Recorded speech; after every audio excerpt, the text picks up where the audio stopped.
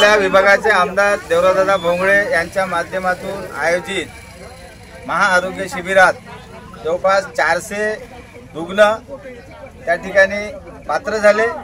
यामध्ये डोळ्यांचे, हार्टचे, गर्भपिशवीचे, मोतीबिंदूचे, सर्व पायाच्या नखापासून तर डोक्याच्या केसापर्यंत जेवढ्या काही बिमारी आहे या बिमारीच्या शस्त्रक्रिया आणि तपासणी शिबिर आयोजित केलं होतं। आणि आज रोजी 5वी बस सावंगीमेघे येथे जाणार आहे। आज या ठिकाणी बरेचसे पेशंट गेलेले आहे। या सर्वांना एक चांगला आरोग्य मिळो आणि यांची शस्त्रक्रिया सफल हो असं ईश्वरचरणी प्रार्थना करतो।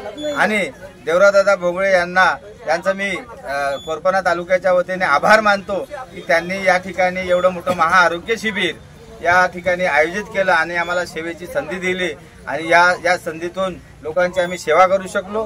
गरीब लोकांना आर्थिकदृष्ट्या जे आपले ऑपरेशन करू शकत नाही यांना एक संधी उपलब्ध करून दिली, त्याबद्दल मी त्यांचा आभार मानतो। आणि परत एकदा 27 एप्रिल रोजी कोरपणा येथे पुन्हा शिबिर आयोजित केलेलं आहे।